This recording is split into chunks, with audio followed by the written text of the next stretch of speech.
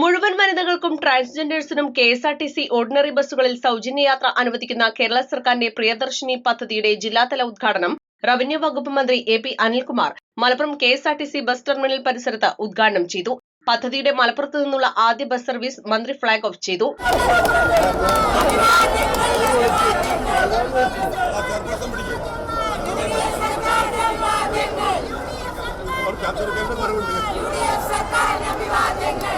ആദ്യ zero ticket Malappuram നഗരസഭാ chairperson advocate V Rinisha റഫീഖിന് നൽകി ഉദ്ഘാടനം നിർവഹിച്ചു.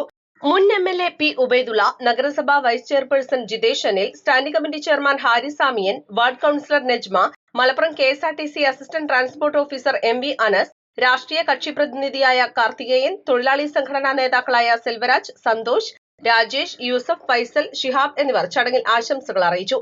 ആദ്യ സർവീസിലെ യാത്രക്കാർക്ക് സമ്മാന വിതരണവും മധുര വിതരണവും സൗജന്യ ദിനപത്ര വിതരണവും നടത്തി. East live Malappuram. പരിക്കുകളെ ഇനി പേടിക്കേണ്ട. എല്ലാവിധ സ്പോർട്സ് ഇഞ്ചുറികൾക്കുമുള്ള സമഗ്ര പരിഹാരം ഇവിടെയുണ്ട്. ABC orthopaedic hospital, near Kairali theatre, Calicut road, Manjeri.